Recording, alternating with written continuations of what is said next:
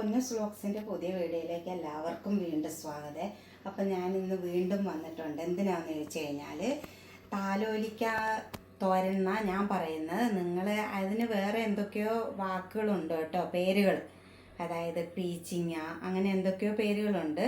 അത് തന്നെ ആണോ എന്ന് എനിക്കറിയില്ല. പക്ഷെ ഞാൻ താലോലിക്ക എന്നാണ് പറയുന്നത്. ഞാൻ കാണിച്ചത് ഇതാണ് സംഭവം.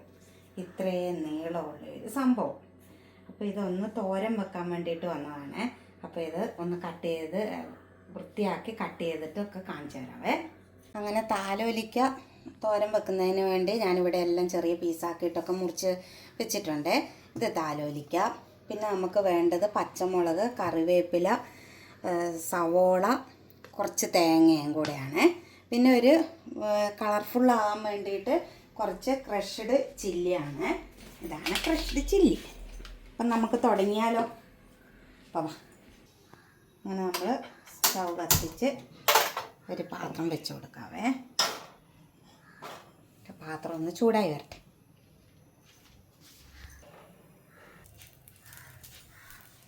അങ്ങനെ കടായി ചൂടായിട്ടുണ്ട്. ഇനി നമുക്ക് ഇതിൻ്റെ അകത്തോട്ട് വെളിച്ചെണ്ണ ഒഴിച്ചു കൊടുക്കാം. വെളിച്ചെണ്ണ നീ ശകലം വീണാൽ മതിയേ. വെളിച്ചെണ്ണ ഇല്ലാതെ എന്ത് തോരനുണ്ട്. വെളിച്ചെണ്ണ ഒഴിച്ചു. ചൂടായി വരുമ്പം കടുക് ഇട്ട് കൊടുക്കാം.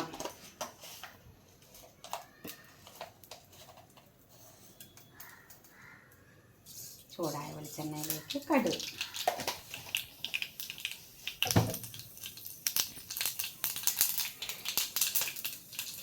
കടുക് പടപടയെ പൊട്ടും. പൊട്ടിയ കടുകിൻ്റെ അകത്തോട്ട് നമ്മൾ പച്ചമുളക്, കറിവേപ്പില, സവോള,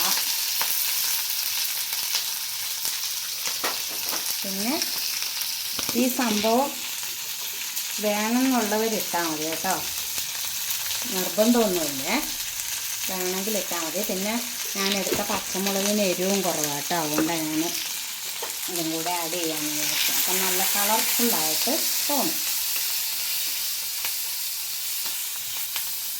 ഒന്ന് ജസ്റ്റ് മൂത്ത് കഴിയുമ്പോഴത്തേനും എന്ത് ചെയ്യണം, മുറിച്ച് വെച്ച് താലോലിക്ക ഇട്ട് കൊടുക്കാവേ.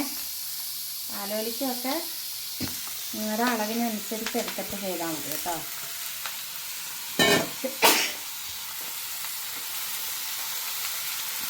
നന്നായിട്ട് ഇളക്കിക്കോ.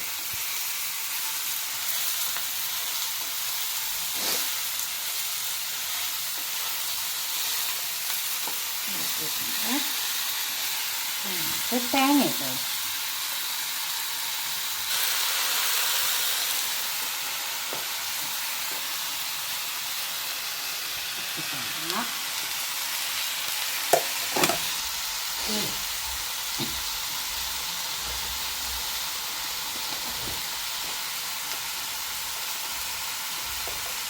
പിന്നെ വേണ്ടത് മഞ്ഞൾപ്പൊടി.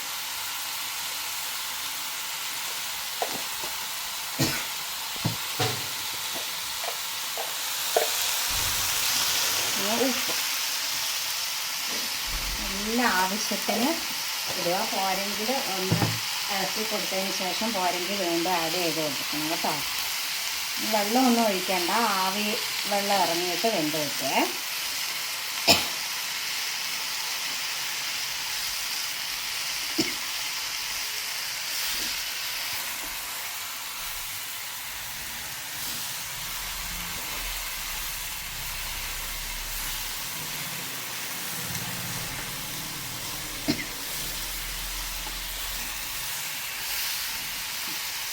നന്നായിട്ട് ഇളക്കിയിട്ടുണ്ട്. ഇനി നമുക്കിത് അടച്ച് വെച്ച് ചെറിയ തീയിൽ റെഡിയാക്കി എടുക്കാം കേട്ടോ. തീ ലോ ഫ്ലെയിമിലിട്ട് വെക്കണേ, നല്ല അടിക്ക് പിടിച്ചു പോകും. അപ്പം നമ്മുടെ തോരൻ എന്തായി നോക്കാലോ. അതുണ്ടോ, തോരൻ നന്നായിട്ട് വെള്ളമൊക്കെ പൊട്ടി വന്നിട്ടുണ്ട് കേട്ടോ. ഇതാ ഞാൻ പറഞ്ഞത് നിങ്ങളോട് വെള്ളമൊന്നും ഒഴിക്കരുത്. ഞാൻ ഇതിന് മുമ്പേ ഒന്ന് ഇളക്കിയൊക്കെ കൊടുത്തതാണ്. അപ്പോൾ സംഭവം വെന്തിട്ടുണ്ട് കേട്ടോ. ഇനി നമുക്ക് ഉപ്പുണ്ടോയെന്നൊന്ന് ടെസ്റ്റ് ചെയ്യാവേ. കറക്റ്റ് ഉപ്പൊക്കെ ഉണ്ട്. താലോലിക്കാൻ്റെ നല്ലൊരു ടേസ്റ്റും ഉണ്ട് കേട്ടോ. അപ്പോൾ ചോറിൻ്റെ കൂടെയൊക്കെ കൂട്ടി കഴിക്കാൻ പറ്റിയ ഒരു സൈഡ് ഡിഷാണ് ഇത്. അപ്പോൾ നിങ്ങളെല്ലാവരും ഇതൊക്കെ ഉണ്ടാക്കി നോക്കണം കേട്ടോ. ഈ വെള്ളം ഒന്ന് കുറച്ചും കൂടെ വറ്റി വന്നു കഴിഞ്ഞാൽ ഇത് ഓഫ് ചെയ്യുക കേട്ടോ. ഇനി തീ വേണേൽ കുറച്ച് കൂട്ടി കൊടുക്കാം, കാരണം സംഭവം നന്നായിട്ട് വെന്തിട്ടുണ്ട്. പിന്നെ ഓവർ തീ വെച്ച് പിന്നെയും വെള്ളം ഇതാക്കണ്ടല്ലോ.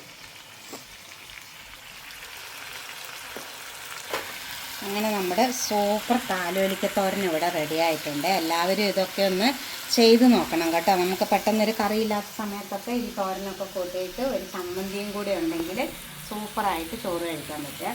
അപ്പം നമ്മൾ താലോലിക്കത്തോരനും ബീറ്റ്റൂട്ട് പച്ചടിയും പിന്നെ ഒക്കെ കൂട്ടിയിട്ട് ചോറ് കഴിക്കട്ടെ കേട്ടോ. അപ്പം അടുത്ത വീഡിയോ ആയിട്ട് വരുന്നിടം വരെ ടാറ്റാ.